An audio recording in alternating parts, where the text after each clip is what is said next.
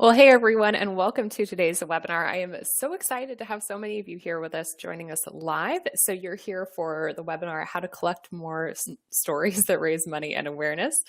My name is Vanessa Lockshin. I'm your host and presenter for today's webinar, and I am so glad to have so many of you here from really all over the world. It's amazing how technology can bring us all together like this.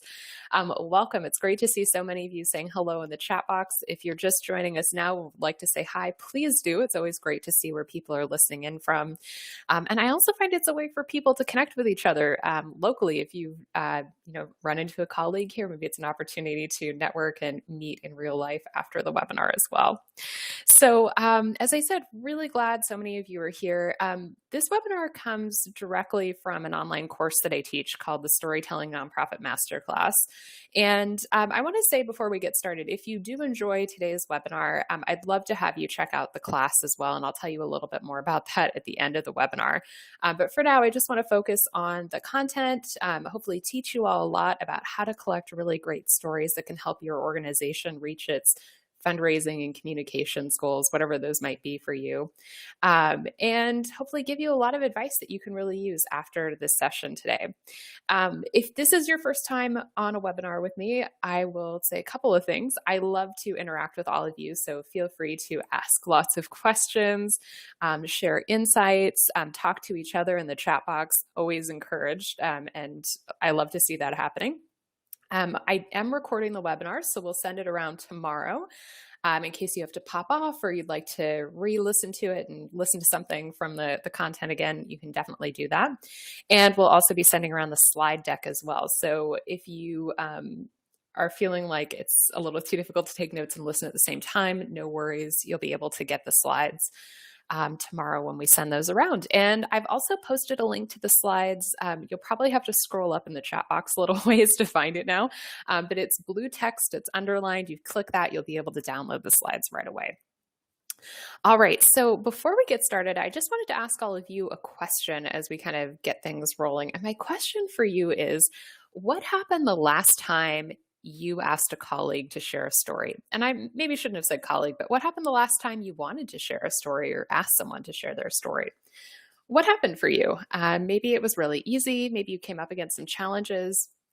Let me know in the chat box. I'd love to hear about some of your experiences and just hear where some of you are coming from with your own challenges and work today with storytelling. So I'll give folks a minute or so to respond if you'd like to. Yeah. So I see someone said when they asked a colleague, that person said they didn't have a story to share. Absolutely. Yeah. I have definitely heard that before, where people don't often realize that they have a story to share. And so they kind of just shrug off the question. Let's see. Kay says she runs into confidentiality issues. Absolutely. And that's something we're going to talk about a lot today. So I hope to give you some ideas about that. Let's see. Elena said, I didn't get the details to create an impactful story. I have totally had that happen to me as well. Much earlier on in my fundraising career, I found interviewing to be really challenging for me. And I would often get back to my desk and look at my notes and sit down to, write an email or a direct mail appeal. And I would think, I didn't actually get what I needed from that conversation to be able to use any of this information. So yeah, that can be totally frustrating. I can totally relate to that. Yeah, so it seems like a lot of you have come up against a lot of different types of challenges. People don't have time to share, they're too busy. It's challenging to have these conversations. Some of you are running into issues of confidentiality. Yeah, I get all of that. And I want to say that none of these issues are unique to your organizations. You can probably see from the chat box. There are things that a lot of us run into when we're working on storytelling. And so I hope that today's webinar can really be an opportunity to problem solve for a lot of these things. I'm going to share a lot of the tools and strategies and systems that I use now in my work to kind of work through a lot of these issues. I hope that they can be helpful to you. And I also want to encourage you to share what's worked for you or maybe what hasn't worked for you so that we can learn from each other as well. I want to say that, I do a lot of work around storytelling. Maybe some of you have been to my webinars before. I'm really in particular passionate about this topic though, because I think it's really kind of the linchpin of making storytelling work for a nonprofit. And I worked at an organization years ago here where I live in Vancouver, and they did great work that I was always so excited to tell donors about. But collecting stories was so incredibly difficult. And it was just really the bane, the kind of the real point of frustration for me, I think, because I knew that we had outstanding stories to tell and wonderful, stories of impact, stories from volunteers, all sorts of different stories. And I just couldn't quite connect with the right people within our organization to be able to collect those. And I felt like we were always missing this opportunity. So I love talking about this topic because I hope it will give you some insights and ideas as to how not to miss those opportunities and to how to kind of keep your organization going with storytelling and being able to collect lots of stories for your organization. So as I was scrolling through the chat box earlier, I saw lots of you whose names look very familiar to me. So welcome back if you have been to one of my webinars before. And for those of you who are new to the Storytelling Nonprofit and to me, welcome. So great to have you here. And I'm really glad that you could attend. I'll just give you a quick and brief intro to who I am and why I enjoy teaching this material. So my name is Vanessa Lockshin. I'm a fundraising and communications consultant. And I work with a company called the Storytelling Nonprofit, which some of you may have heard of before. What's unique about my work is that I often help organizations raise money by improving their donor communications and storytelling. I really don't believe that you need yet another fundraising campaign or some sort of gimmicky tool or software to be able to raise a lot of money from your donor base. I really believe that organizations need to focus on improving the quality of their communications because I think that that's what helps you build better relationships. And so using this approach with a lot of my clients and students, I've been able to help organizations around the world raise over $10 million, which has been really exciting for all of these great causes that they work with.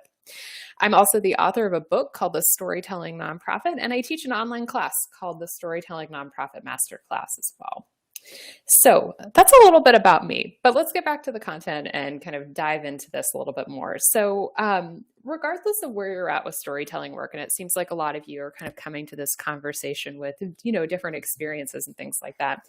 We're going to focus on really how to collect more stories. And if this is easy for your organization, I hope that this can all help kind of amplify those efforts even more for you.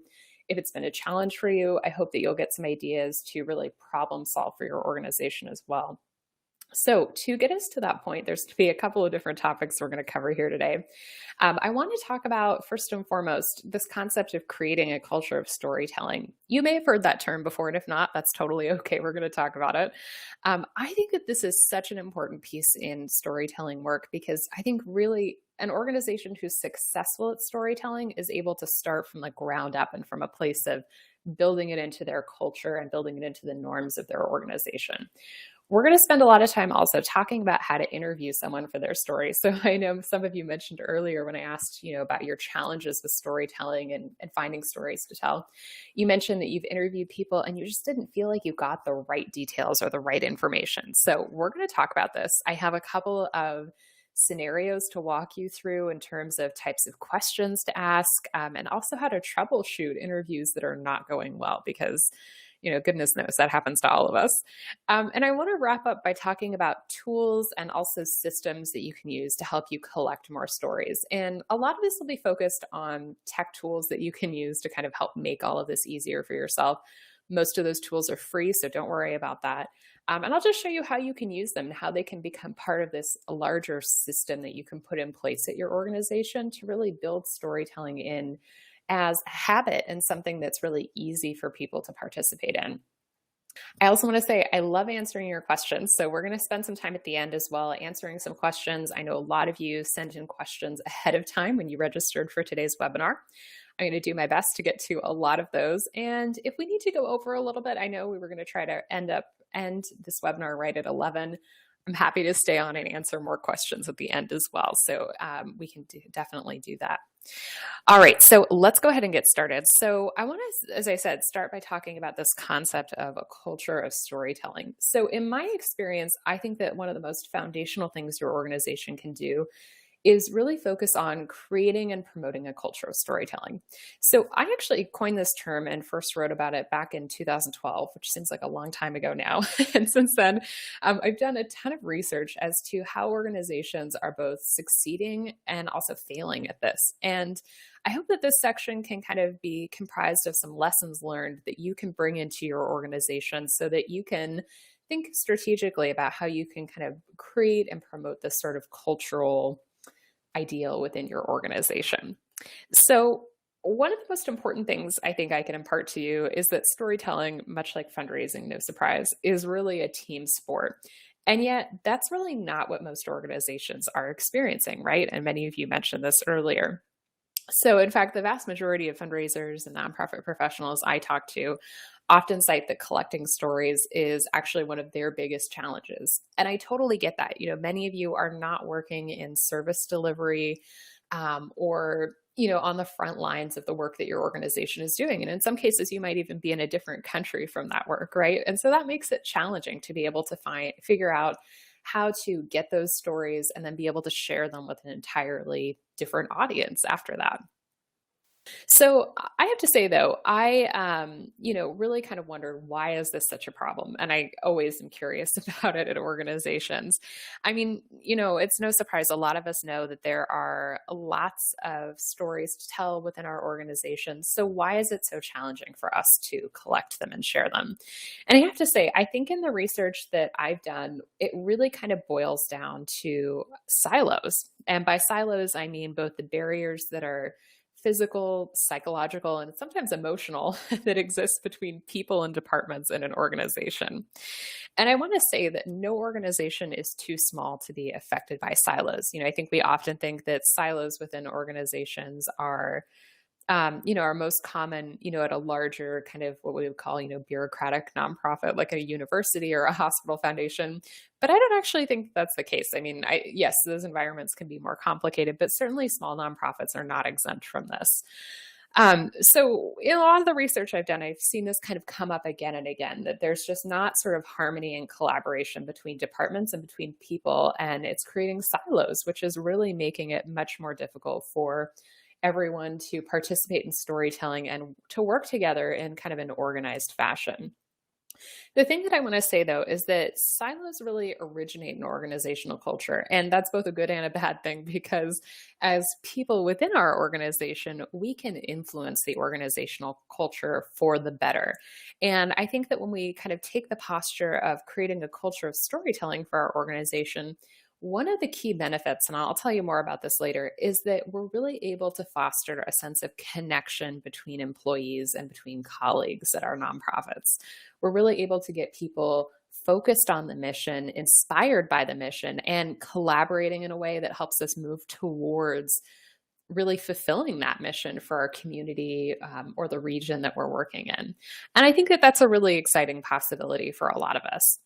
So I want to ask you a question before I tell you a little bit more about how we can kind of tackle this issue. How might you deconstruct silos at your organization? And you can let me know in the chat box, what do you think you would do to kind of, break this down? And I see someone said that they missed what I mean by that. So silos are basically the kind of physical, psychological, and also emotional barriers between departments and people. So they might be literal ones or they might be figurative ones. And it's this idea that there's not kind of an easy tendency to collaborate between departments and between people. I hope that clarifies that. Yeah, so I see some of you are sharing some of your ideas on this. Great. So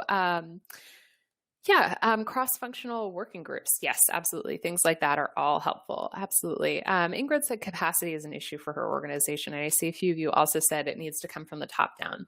I think that that's true in some cases, but I want to challenge you on that I think that change can also happen from the grassroots up. So even if you're not an executive director or a board member or someone in a kind of a key leadership position within your organization, I'd encourage you to see yourself as someone who can be a change agent within the culture. Even if it's just starting with yourself and the people that you work with most often, there's an opportunity for you to be someone who can encourage these kinds of positive changes within your organization. I think that's absolutely possible. Justin said, ask for mission moments from members in departments. Yeah, absolutely. Nicole said, increasing collaboration and friendships between departments. Yes, absolutely. I think friendships is such a key word in that statement, Nicole, because we often are not putting in the time and energy and effort to cultivate these professional relationships so that we can, in fact, work and collaborate really well together. Awesome, everyone. So I'm really glad you shared a lot of these ideas, and I hope that some of these help you as well as you're looking through them in the chat box. I want to give you 4 ideas from my perspective as to how you can continue to deconstruct silos at your organization and really build this kind of culture of storytelling that not only has these positive benefits for your organization, but also helps you to achieve this goal of collecting more stories. So let's go ahead and talk about some of these. So the first one is to get everyone on the same page. And yes, sometimes this can be easier said than done, but I'll talk to you through how and why this is so important. So one of the things that I often hear from people is that, their program staff are protective of clients, or, they're just a little weary about how stories are going to be used. They don't want people to be objectified or, quote unquote, used for their story, things like that. Those are kind of common and, very legitimate concerns. I think that one of the things that we need to do is address those concerns, and getting everyone on the same page is a big part of that process. So being able to talk to people within your organization about why they should care about storytelling. What is the opportunity for your organization? Well, certainly, there's the opportunity to raise more money, to increase awareness about the issues that you're working on, to kind of create this wonderful dialogue in your community about the issues. All of these things are really great. And that, ultimately, it hopefully has a positive effect on your organization and the people who are working there. The other thing that I think is really important to consider is to think about what is the why for storytelling. And by that, I mean, why does your organization want to be telling stories? And I think this is a really fundamental question to come back to, because a lot of people think it's, they've heard it's a good idea. They think it's something they should be doing, but they haven't really thought intentionally about why they actually want to be doing it as an organization. So I'd really encourage you and your team to kind of take a step back and think about, what is our purpose for this? Why are we interested in it? Why do we care about it? And really define that for yourselves, and define it as a group, because I think that that will help get buy-in from an early starting place so that you can carry forward with this project. The other thing is to kind of keep the dialogue open, right? I said, we want to address people's concerns and kind of keep the ball moving in that sense. But I think it's also important to keep checking in with people to see how things are going, to see if there's any other issues that are coming up. And to think about, are there ways that you as a group can address them and be proactive in dealing with them? These are all good things to think about. I want to take a pause here and just answer a couple of really kind of key questions that came up in the registrations before the webinar. Donna had asked, she's mostly interested in getting buy-in from social workers and supervisors at her organization. Do I have any tips for this? So in this process of getting buy-in from everyone and getting people on the same page, I think, as I said, one of your priorities needs to be to really understand why your colleagues are currently not, on board with this idea. Why are they not bought in? And this really requires you to ask a tough question. Why are you so opposed to this? And to listen to them, to not be judgmental about what it is they're thinking or where it is they're coming from on this issue, but to really listen to it and to really understand that concern. Because I think only through understanding what their fundamental concerns are can you figure out how to address them and figure out how to be able to move your organization forward on this issue. So having these conversations, I think, is, really your key path through this problem for sure. Victoria asked, my organization deals with kids with cancer. How can I write compelling stories that aren't too depressing?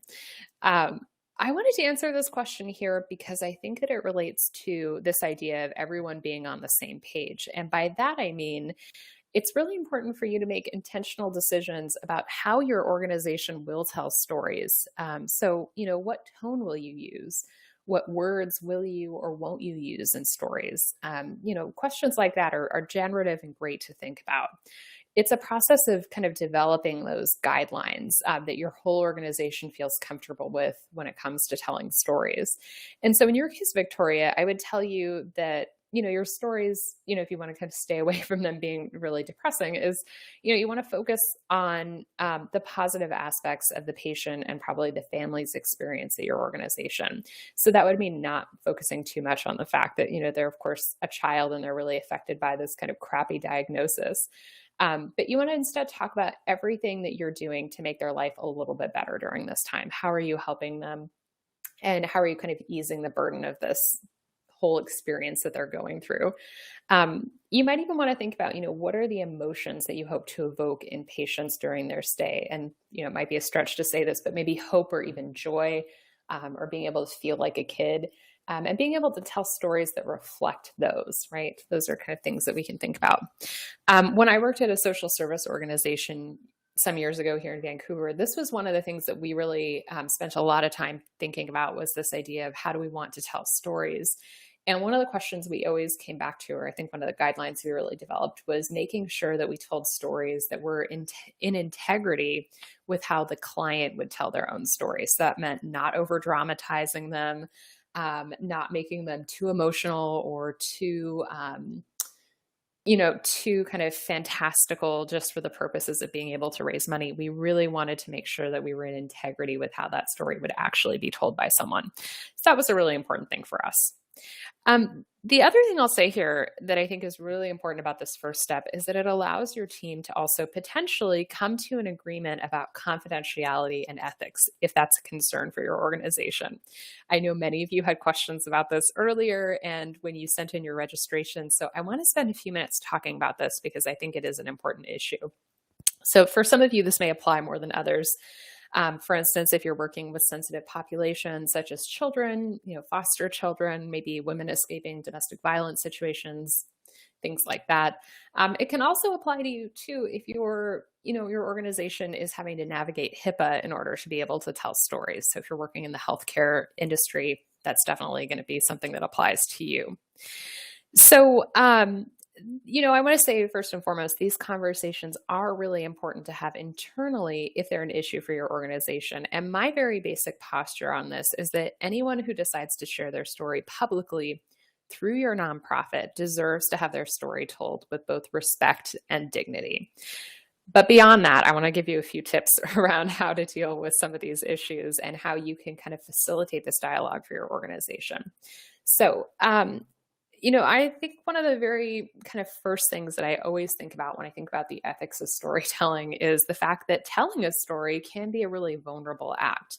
And anyone who's sharing their story always has the right to be comfortable with what's happening. And, depending on the nature of your organization's work, it might be very easy to assume that, someone is okay telling their story, but that's not always the case. And so I think, anytime someone is kind of going through the motions of revealing, something very personal about themselves, they're making themselves very vulnerable. And I think it's important that we as an organization recognize that and find ways of supporting them. So you might want to think about, what do you need to do to make your clients comfortable? What can you do to reassure them, to support them, to help them through this process? It might be something as easy as, giving them final approval of the story and allowing them to kind of, agree to how it's being told to make sure that they're comfortable with it. That can really put people's minds at ease. You also want to think about, what do you need to do to make your organization comfortable? So this comes back to these internal conversations that I mentioned. And these are two really key questions that I think you want to consider. So these are some big picture considerations. I want to look at some of the practical considerations of this too. And by practical, I mean things that you can do to protect someone's identity if they are in fact ready to share a story and your organization feels comfortable doing that. So practically speaking, you can of course change a person's name. You can give them a pseudonym rather, and not use their real name. And you also may want to change any details that make it easy to identify them. So, things about their story that might be identifiers of who they are, even if their name was changed, those will be things that you'll want to make sure that you change so that they can't be easily identified.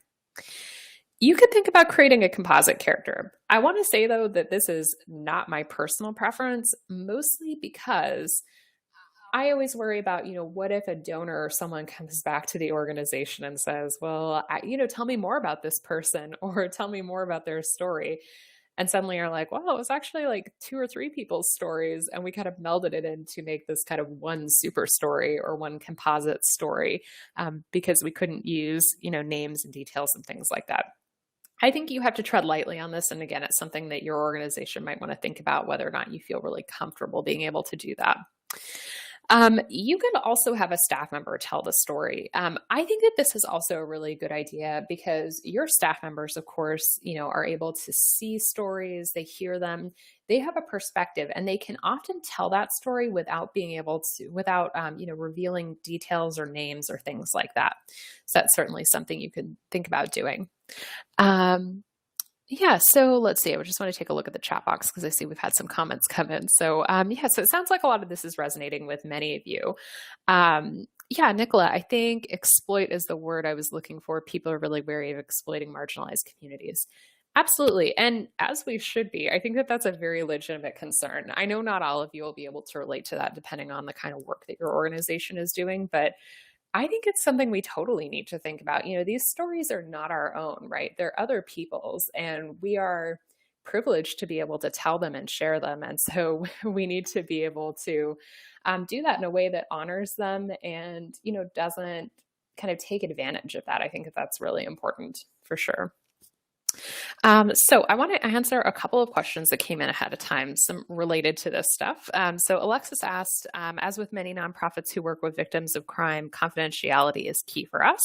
How can we convey meaningful and impacting stories without compromising the integrity of the women and families who are in our advocacy programs? Many of them come from crisis situations and are not comfortable sharing even when they see that there's awesome changes that have happened in their lives.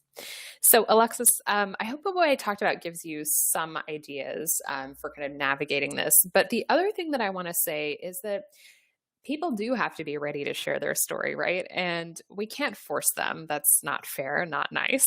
So we need to, kind of make them feel comfortable. But ultimately, if they're not comfortable, we have to accept that, right? And we have to accept that they're not going to want to share their story. Maybe someday they will, but not now.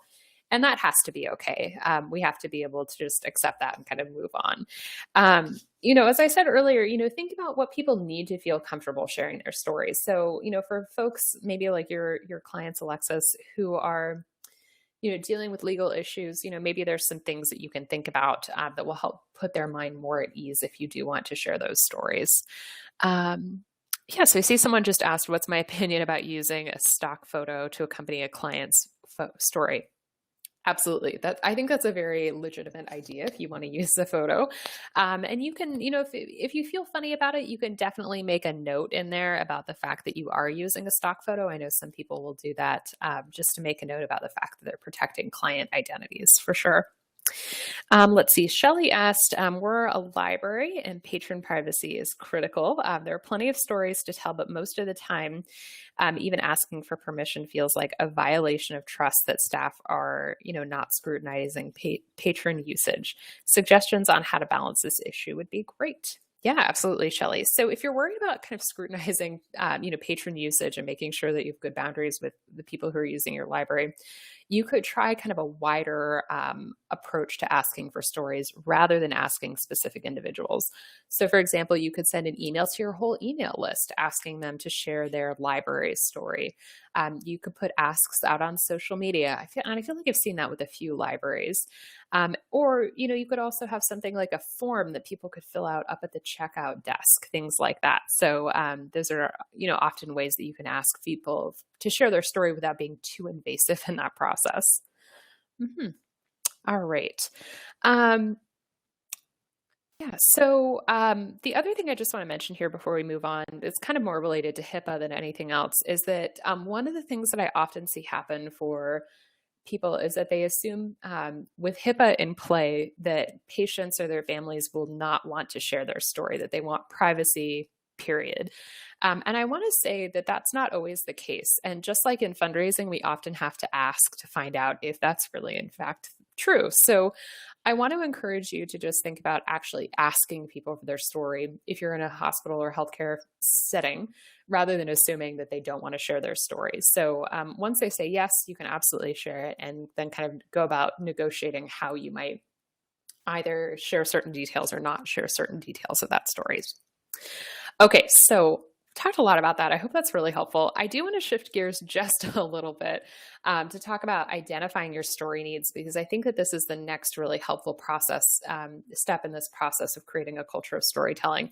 And this basically means identifying what your story needs are. So I think one of the cardinal mistakes I often see people make when they try to collect stories is they go to a colleague and say something like, tell me a story. I need a story for our newsletter, which is far too broad. We need to get more specific and really be intentional. So, thinking about, what are some of the story requests that you have? So what are the types of stories that you want to tell? And what are some stories that people have also recently heard? So one of the things I would encourage you to do is actually brainstorm a list of the types of stories that you could tell at your organization. So these might include client stories specific to certain programs or services, donor stories, staff member stories, all of these different types of stories that exist at your organization. I'd really encourage you to creatively and expansively brainstorm this so that you have specific ideas about the kinds of stories that you might want to tell. And just for the sake maybe of getting this going for you now, I'd love to hear, what are some stories that you would really like to share about your organization? And maybe some of you can share your thoughts in the chat box. It's always great to hear those. And, I also would encourage you to kind of think about some other things. So we'll look at client stories specifically. So what are certain programs that you want to highlight? Are there certain conflicts or aspects of a story that you want to talk about?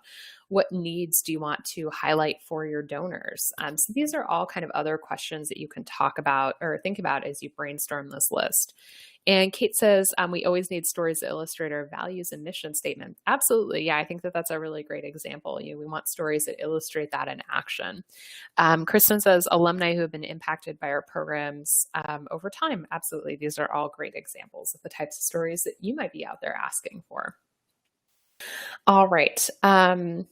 Let's see. So I want to kind of move on here. And again, just remind you that this is certainly an action step that you can take. And I would really encourage you to do that after today's webinar, is to keep thinking about what are, some more stories that you can share, or types of stories that you're looking for within your organization.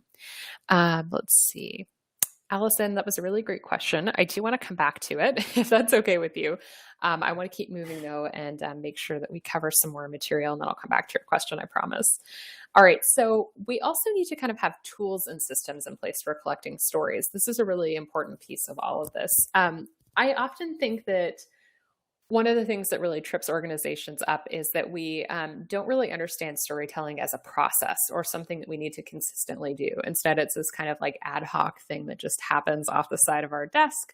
And, it just kind of happens when it happens. I want to encourage you to let go of that thinking, though, and actually think about how you can put tools and systems in place to collect stories.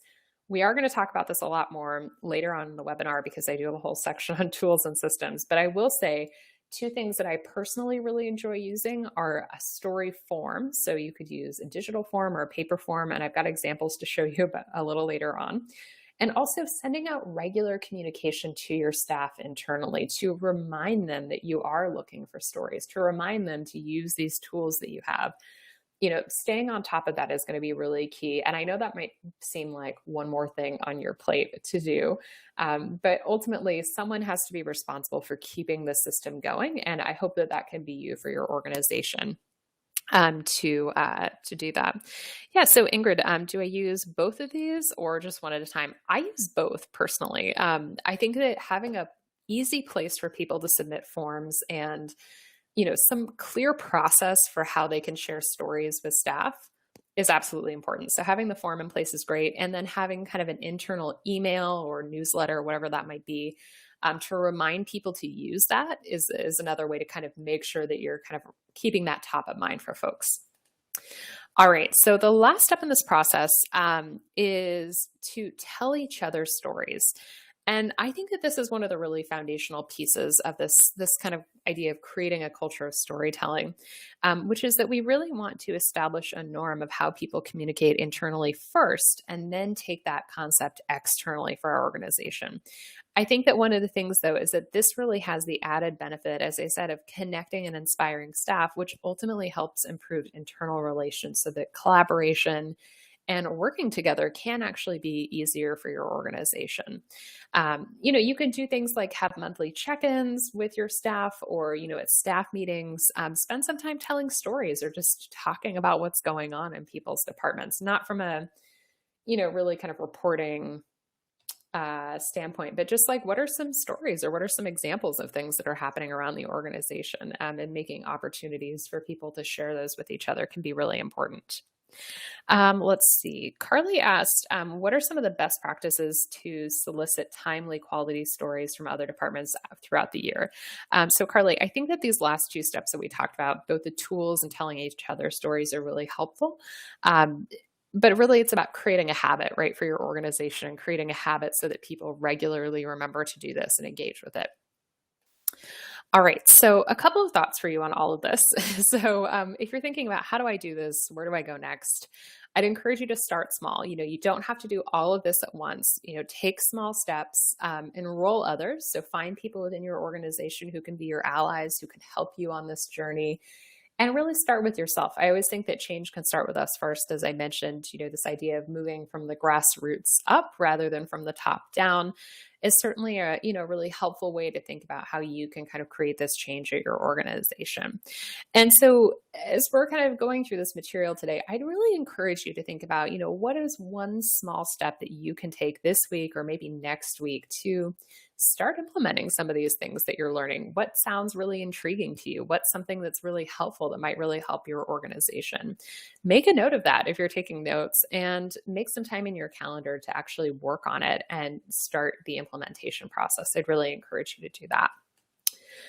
All right, so we're moving right along, and I realized that we're, a little halfway through our actual time for the webinar, so we might go a little bit over, just to let everyone know. But I do want to make sure that you get all of this information. So I want to talk next about conducting really good interviews. I think that this is a really important step because there will be very few occasions where you actually can gather all the information you need to tell a great story without doing an interview. I really consider this a must in all of this. Of course, it depends on the nature of the person's story and the nature of your work that your organization is doing. Sometimes this process can be a little difficult, right? It can be difficult to know what questions to ask, how to engage someone. So I want to give you some ideas as to what you can do. I think that this process always starts with background research. And this is the thing that I find most people miss. And by that, I mean taking time to learn about the person that you're going to interview, because you shouldn't go into the interview knowing nothing about them. You should have some idea about who you're going to talk to. So talk to one or two people within your organization about this person. What's their experience been like? What have they gone through at your organization? What's been happening? Take some notes, learn more about the program and its outcomes, and other people's experiences in it, so you have some context to be able to really absorb everything that you're going to hear in that interview. Then the thing that I want to say is that what's helpful about all of this is that the more you know, the more likely you're going to be able to ask really great questions and also have an engaging interview with someone. The other thing I want to say too that's really important about research is that by finding out more about this person and what they've been through or what their experience has been like, you are going to figure out how to best be with that person in the interview. And by that, I mean, how to hold space for them and really be present as you're listening to their story. And I think that that's a really important thing to be considering and to think about as you listen to what they have to say. The other thing you might also want to decide at that point too is, how will you capture information during your interview? There's lots of different ways. You could take notes with pen and paper. I personally find that that's a little difficult to both write things down and be listening to someone. I really like to make eye contact with them to be able to, show that I'm listening. So what I like to do rather than writing everything down frantically is to, with their permission, of course, to actually record the interview. And so I'll use, the voice recorder app on my cell phone, and I'll have their story that way, word for word, and I can go back and listen to it again. I can take notes from it from there, and it's much more accurate for me than having to take all the notes and listen to them at the same time, which I find can be somewhat of a challenge for sure. All right. So when it comes to figuring out what kinds of questions you should ask, I want to spend some time talking about that because I think it's kind of both an art and a science to figure out what to ask someone in a story interview. So I always reference what I use as my structure for a great story. Some of you may have seen this before if you've taken webinars with me. I like to follow this structure because I think it perfectly makes sure that we get all of the right pieces of the story in place, especially if it's a fundraising story. And so those pieces are connection, character, conflict, resolution, and call to action. And I find that following the story is or the structure is really what allows me to ensure that I have all the right parts and pieces of the story in place to make sure that it's really compelling and that I have included all the right information ultimately.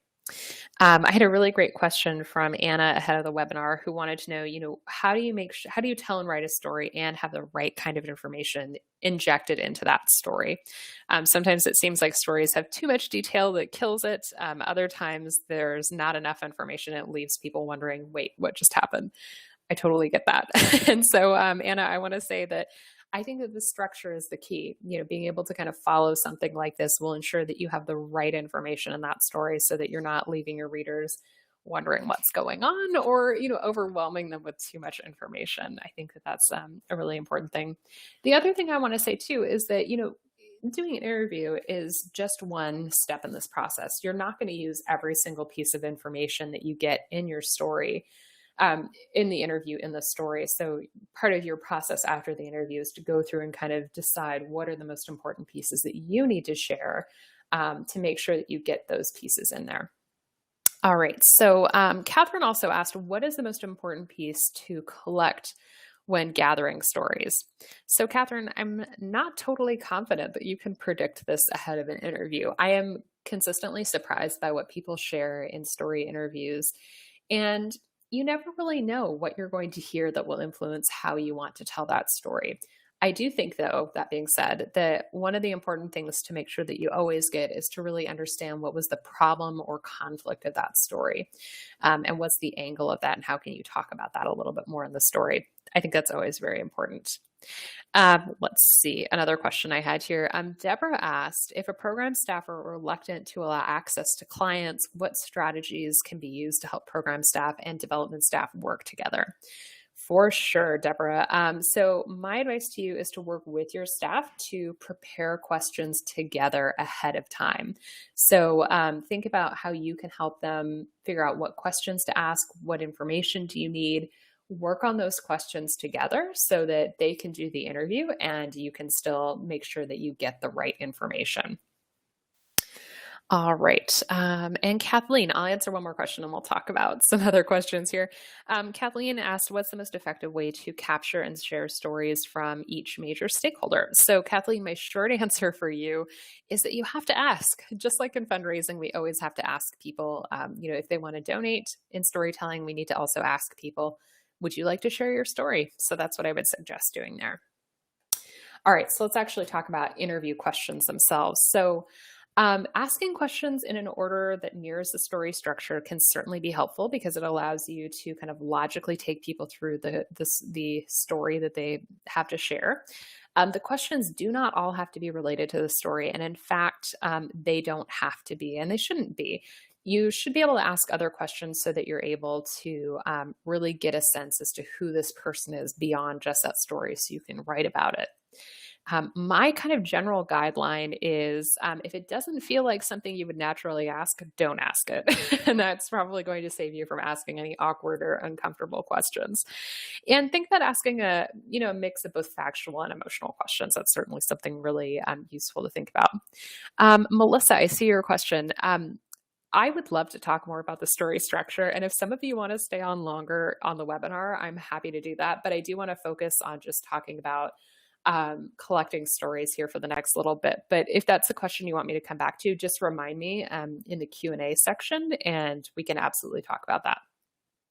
All right, so I wanted to actually give you some examples of questions that you can ask in a couple of different scenarios. So some of these might be more applicable to what your organization is doing, but I hope that they give you some ideas around how you can ask questions during an interview. So one scenario, let's say you're an organization that you're a university or a school of some kind, and you have a student who's received a scholarship to your school. So these are some of the types of questions that I would ask if I was sitting down to interview that student. Tell me about what you're studying. How did you decide to attend this school? Was receiving a scholarship a deciding factor in that decision? What would have happened if you did not receive the scholarship? I want to say that question is really important because it helps get to why the scholarship was so important and the impact of that. And what do you hope to do after you finish your degree? Being able to talk about what's next for them, what's the exciting next step in their story. And I also want to remind all of you, don't worry about frantically writing these down. They are in the slide deck if you want to download that and take a look at these questions. So I want to give you some other examples of questions I like to ask when I interview clients who have access to service or program an organization has offered. So, how did you first hear about this program or service? What made you decide to use it? What changes did you experience? And how did those changes make you feel? Or how did those changes impact your life? They really can be questions as simple as that. And I might ask other ones too, but these are just to give you some examples. A couple more here. I do have some more to share with you. So another, types of questions I would also ask a client, what problem did you have? What did you do to try to solve it on your own? And why didn't that work? I think that this is often a useful question to really get to why your organization is such an important player in all of this and, why it's necessary that you keep doing your work. How did you find the program? How's your life different? And what excites you most about the future? I always like asking this question, especially if someone's gone through a really significant change or something really big has happened in their life. Being able to find out what they're most excited about moving forward is often really heartwarming and a really nice piece to include in that story.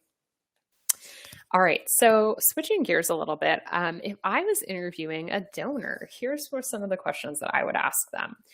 How did you first hear about the organization? What inspired your first gift? How did you feel when you made that gift? I always love asking people that because sometimes people have some terrific stories about why they gave that gift. Maybe it was in memoriam for someone. Maybe it was, because they just got their first job and they were really excited to donate. All of those things can really lead to great stories.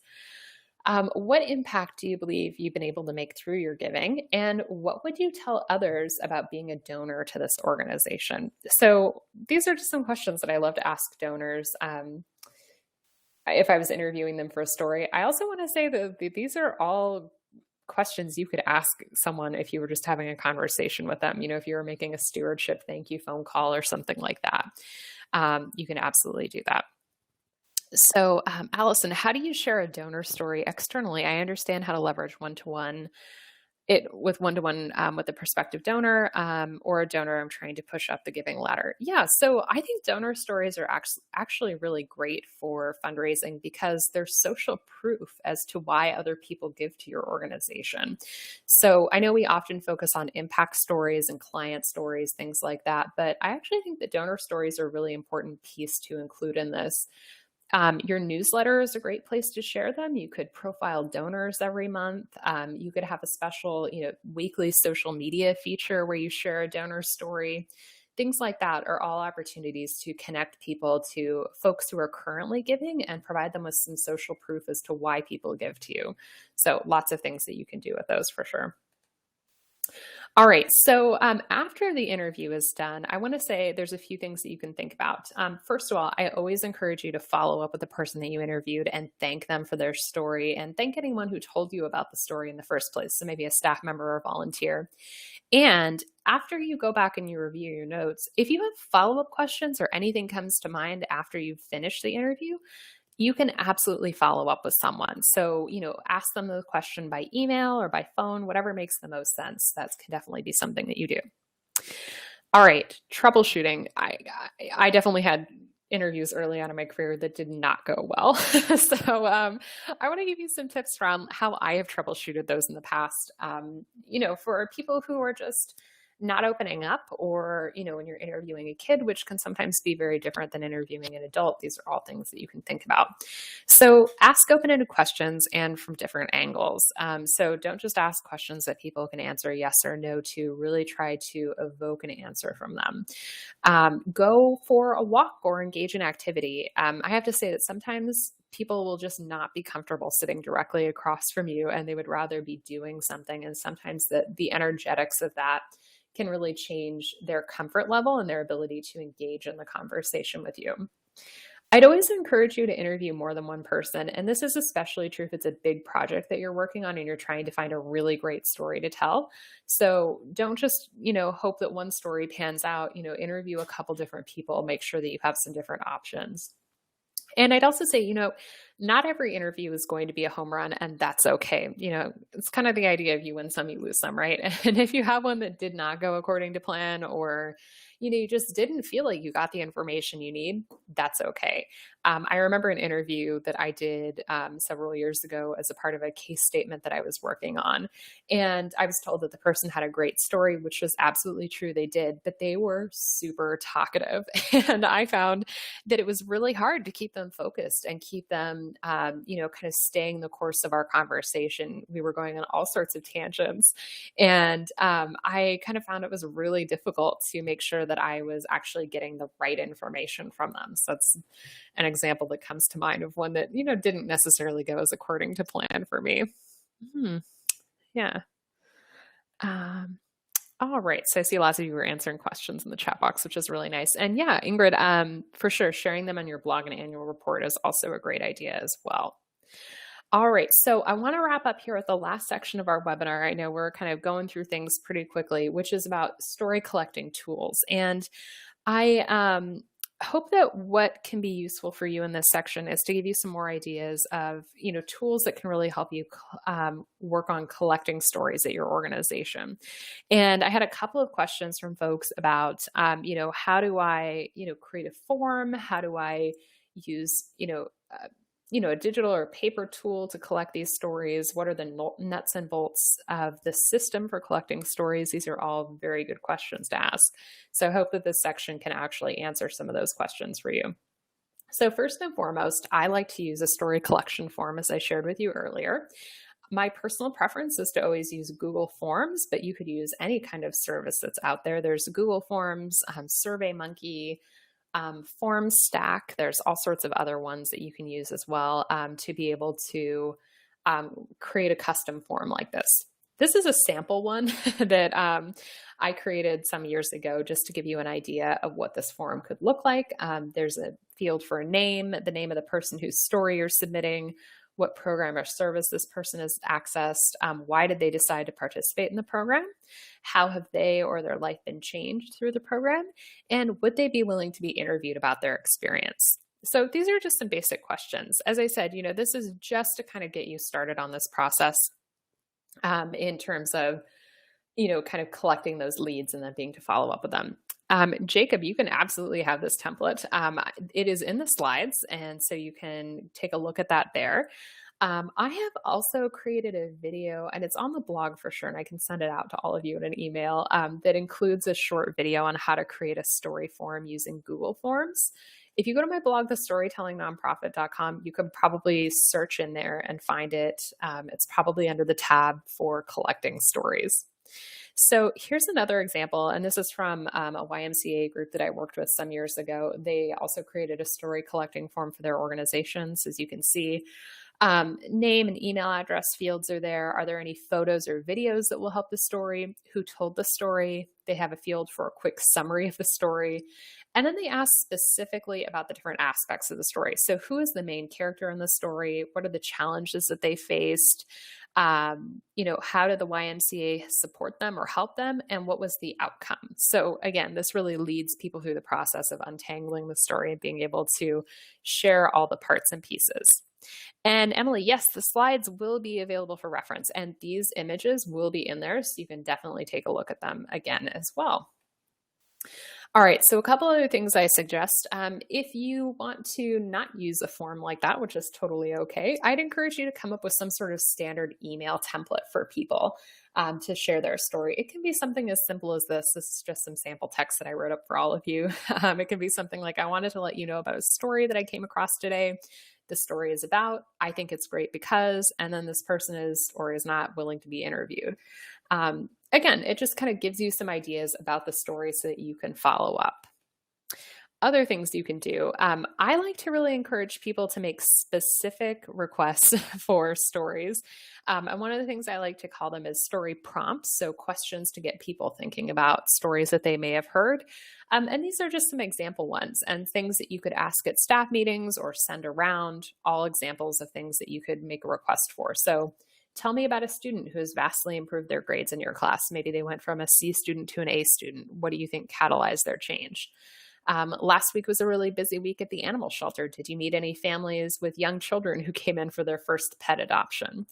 I heard that you guys were doing a creek cleanup as a part of one of our conservation programs. Do you have any passionate volunteers who've come to multiple cleanups and would like to share their story? So again, you can see these are kind of like specific requests to get people thinking creatively about things that they may have encountered in their work, and hopefully we'll get you more of those stories.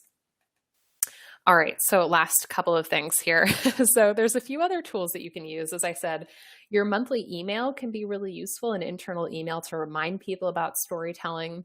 You can use your own intranet as kind of a storing place for stories that you collect. You could also think about using Google Drive or Dropbox or a shared file folder system to house all of those stories for kind of internal use. Those are all great places to do that.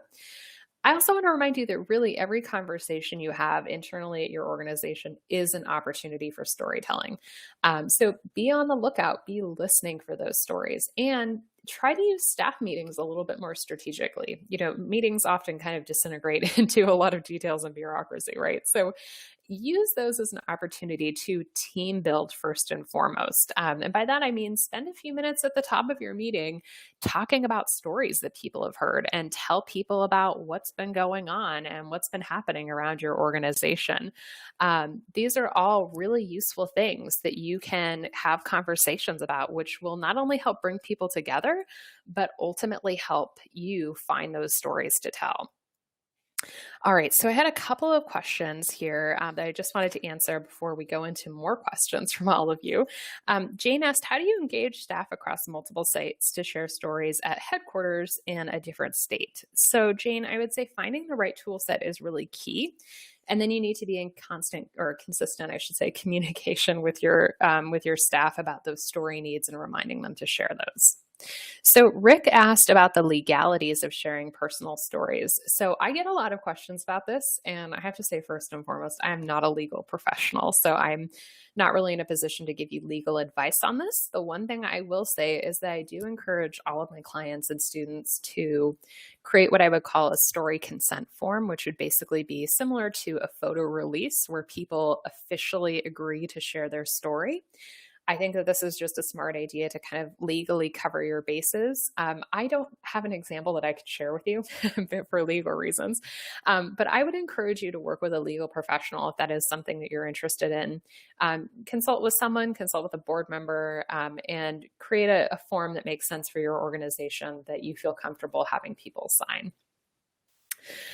All right, so the last thing I want to just say here as we kind of continue on to some more questions, and lots of you have asked really great questions, is that I think that one of the greatest tools that you have at your disposal is yourself. You know, storytelling is not a passive thing. It really requires consistent action, and that means you've got to use the skills and resources available to you. You have to take the initiative. You know, you have to be, and I'm always reminded of this I'm always reminded about the importance of kind of taking initiative based on something that my partner said to me about leadership years ago, which is that leadership is about seeing a problem, thinking someone should fix that, and then deciding that you're the person who can fix it. And, you know, it doesn't matter, you know, what your job title is, as I said, you know, or where you're at in your organization, you can be a leader within your organization. And that's something I always like to remind all nonprofit professionals about. You know, I know that sometimes we work in tough environments where sometimes, it can feel really challenging to do this work and do it well. But I want to encourage you that, change can start with you, and you can be the person to bring some of these positive changes into your organization, and lead the charge on that process, whether it's related to storytelling or to something else. So I hope that that's something that you can take away from today's webinar. And when I teach the masterclass, one of the things I always like to do whenever I wrap up lessons is to ask students, a reflection question on the lesson. And so my question to all of you, and you're welcome to share your answers if you'd like, is this: what's one small change that you can bring to your organization to start collecting more stories? And if you'd like to share your answer in the chat box, please feel free to do that. Otherwise, I encourage you to write it down in your notes and just take that to heart and think about how you can start to apply that at your organization. So with that, and I see a couple of you have shared your answers. Thank you so much. I'm really glad you all have enjoyed this webinar. It's been really great to be here with you for the last hour. I do have a few other things to share with you before we wrap up. So if you can stay on, I'd encourage you to. As I said earlier, at the beginning of this webinar, this lesson was taken from a class that I teach called the Storytelling Nonprofit Masterclass. And I do want to say, if this has been a really valuable hour for you and you've gotten a lot out of it, I'd encourage you to check out the masterclass, which is coming up, and we're going to start it next week, which is soon. So I do want to tell you just a little bit about it in case you're interested in the class. It is a 6-week online class that I teach that runs from March 6th to April 14th. And it's a class really about empowering and training nonprofit professionals how to actually tell stories. This is, to be clear, not a class on why storytelling is important. You're all here, you know why it's important, and you know why it's something that's useful for your organization. It's a class that really teaches you how to actually do this. We get into the details. We really go into things in depth, like we have here in today's webinar, and talk about the nuts and bolts of what it takes to really do this well for your organization. I cover a lot of topics in the class. We talk about the foundation of great stories, everything from creating a culture of storytelling to the structure of a good story. We spend a lot of time on that. We talk about how to actually find the story, building on a lot of these concepts that we talked about here today, how you can really consistently find great stories to tell. We have an entire lesson on crafting the story. So how do you actually write a really solid story for your organization? If you're a fundraiser, I take you through a whole lesson on what I think are essential copywriting skills for fundraisers, or really anyone writing in the nonprofit sector. And we talk about how to actually make sure that the important pieces of that story get told. And finally, we wrap up in class with actually an entire section on how to share that story. So once you've started building up these stories, how do you actually make sure that you get these out into people's hands or in front of them? How can you create a plan and consistently implement that? So I think we really holistically cover a lot of the important parts of pieces of storytelling that will help your organization achieve fundraising or communication goals that are related to telling stories. And one of the things that I actually take a lot of pride in this class is that we really focus on implementation. So it's not just about learning and collecting a lot of information and resources, but I really encourage you to actually take what you're learning in class and implement it. So each week there are specific assignments and ideas to help you do that, and lots of opportunity to get feedback from me in the process through weekly coaching calls, discussion forums that we have online, all of those wonderful things. So as I said, registration is open. We're starting class next week, which is coming up soon. So it is a 6-week online class. We have 6 weekly group coaching calls included, along with our weekly course content, which is approximately 1 to 2 hours. We have bonus trainings with a number of fundraising and communications experts. You get support from me throughout the class, access to our alumni-only Facebook group, as well as 12 CFRE credits if that's something that your organization, or you, I should say, is working towards. We have 2 different options for enrollment. You can pay a one-time enrollment fee of $499 or 3 monthly payments of $166 US. So because you all have spent so much time with me today, I do want to say, if you're considering this, I'd love to kind of sweeten the deal for you and offer you something special.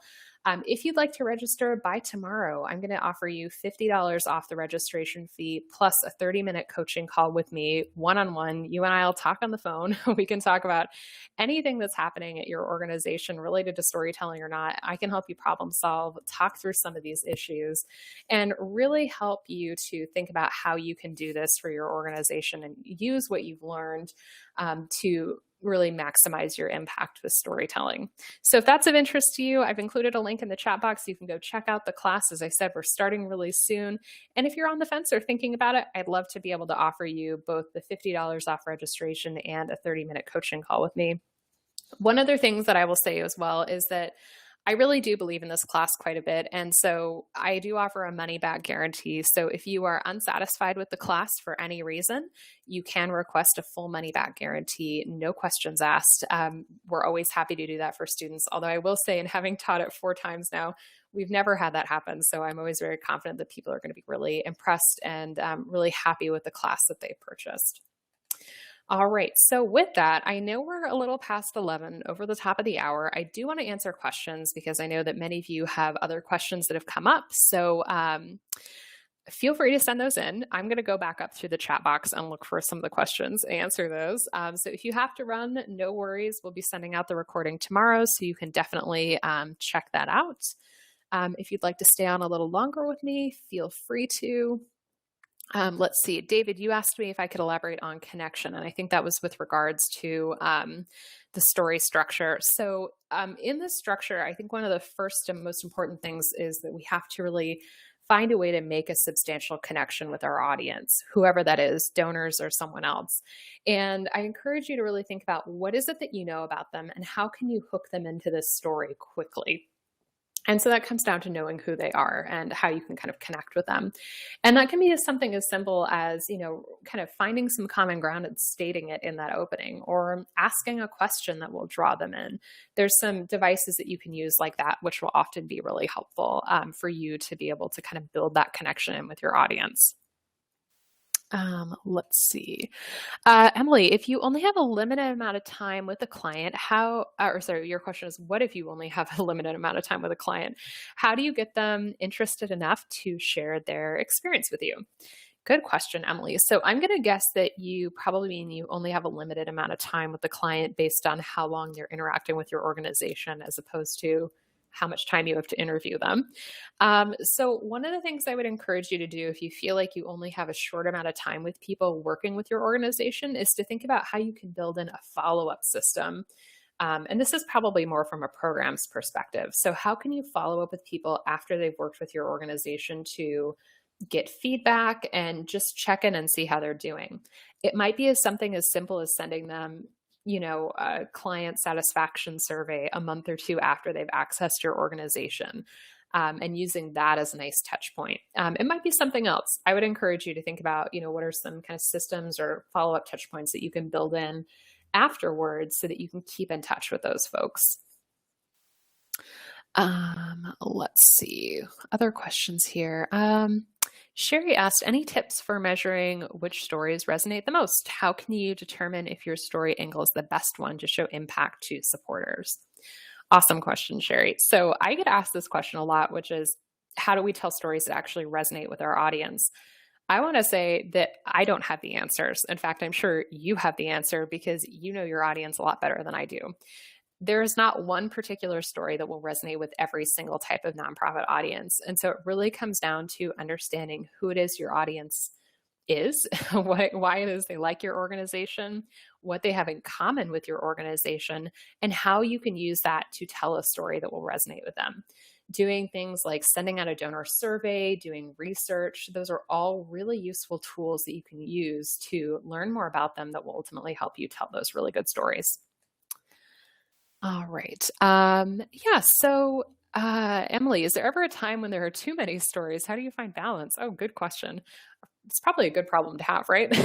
So I want to say that I think that one of the things that can happen when you have too many stories is you're then in a position to figure out which is the best story to tell.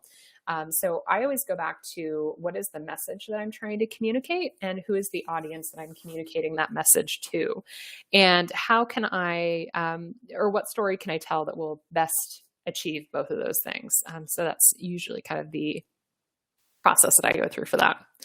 All right, Melissa, you asked about story structure. So let me talk about that for a few minutes. So story structure, connection, conflict, character, resolution, call to action. So as I said, connection is about building in that connection, building rapport, which I'm sure many of you work with direct mail or direct response. You know that one of the things we immediately do is try to build rapport with our audience when we send them something. And what that really is about, as I said a few minutes ago, is about being able to connect with your audience, whether it's through writing or through auditory communication, whatever that is, finding a connection that's going to make them focus and hopefully read that whole story. From there, you want to introduce a character. And now that you've established a connection, hopefully there's a reason why your audience will care about that character, and tying that in together is really important. Talk about the backstory of that character, who they are, what their life is like, not in huge amounts of detail, but some amount of detail so that people can get a clear picture as to who the story is about. Then you want to talk about the problem that that character has. Conflict is by far the biggest and most important piece of a fundraising story. I would guesstimate that I think in the stories that I often work on, it's anywhere from 40 to 60% of the fundraising appeal itself, which might seem like a big chunk of it. But the thing about conflict is that it actually shows a need that donors can meet. And that's really important because when we're asking people to donate money, we want them to have a clear and obvious reason for giving. We want them to see that there's a reason for them to give. And showing them that there's a conflict and that their donation can help solve that in some way is the best way for you to do that. Resolution is about helping people understand how that conflict is resolved. So this is where you want to talk about your nonprofit. What is it that you do? How do you solve these problems for people on a regular basis? Why are you the best person to keep doing this, or best organization to keep doing this? That's where that kind of comes into play, where you can position your organization. And call to action, of course, this is what you want people to do after they've read this story. So do you want them to donate, to share the story, to take action? What is that thing? Identify what that is, make sure you have a strong ask, and make sure it's there, because just reading a compelling story will not be enough for people to figure out what's next or what they should do. And I think that's often a big missed opportunity for organizations, is not making sure that there's a call to action there. So be sure you think about that. I will say that, sometimes that structure is repeated multiple times within an appeal letter or something like that. So maybe you'll go through it once and then you'll do it again, depending on how much space you have to tell that story. So Melissa, I hope that helps. I know it's a kind of quick synopsis. I probably have some more blog posts and things like that on the storytellingnonprofit.com. If you'd like to check those out around story structure, I can definitely point you in those directions if you want to send me an email afterwards. Jacob, any advice for breaking the ice, speaking with someone you don't know, just to find out if they have a story? Yeah, so it's kind of about just being conversational and being curious, I'd have to say. So asking questions, getting to know them, listening more than you're talking. That's probably kind of things that you'll want to employ in that situation, I would think. And it seems like Ingrid also had some good ideas for you as well. Mm-hmm. Vanessa, do I have any thoughts on having a link on the website for constituents to send stories? Yes, I love that idea, Ingrid. I know a lot of organizations do that, where they now publicly have a story form where people can share their stories. I think it's a great idea to have something like that available for your constituents. All right. I see a couple other questions I'm going to answer here. So Melissa, does the story structure also apply to telling out a nonprofit story? I'm not sure I totally understand your question, Melissa. Maybe you can clarify that. It does apply to telling a nonprofit story for sure. And hopefully that helps. Oh, to your nonprofit story. Yes, I think it will. I mean, that's a story that I certainly, or a structure I use for almost every story that I tell. So I think it's something that can hopefully help you. Yes, definitely. Mm-hmm. All right, Amanda. So if you're using a story in a fundraising appeal, is it better to provide a resolution, or is it just as effective to resolve it by saying you can help others like Bob? I think it's kind of a fine balance, right? Like, you don't want to make it seem like you fully solved the problem, because then there's not a problem for donors to help you solve. So I think using a transitional sentence like that, like you can help others like Bob, or, just like Bob, there are hundreds of other people who need support from us on this issue. Transitional sentences like that can be very helpful to segue into that much better. All right, I'm just going to answer Emily's question. I think we're going to wrap up. Emily asked, how often do I offer the masterclass? Yeah, great question, Emily. So I offer it twice a year. We're scheduled right now to teach it March and April. We start March 6th and we end on April 14th. It's 6 weeks long. I will teach it again later in the year, although I haven't decided exactly when we're going to teach it yet, so I don't have specific dates for you. All right. So on that note, though, I want to give all of you my email address, as I know many of you have had questions. If you'd like to follow up with me at all after the webinar, feel free to send me an email. I am always happy to answer questions related to the webinar content or maybe other things that came up for you. You can reach out to me at vanessa@thestorytellingnonprofit.com. Thank you so much, everyone, for being here this afternoon with me. I really appreciated your time and energy and all the comments that you shared in the chat box. It's great to have all of you here. Have a great rest of the day, and I hope to be in touch. Take care.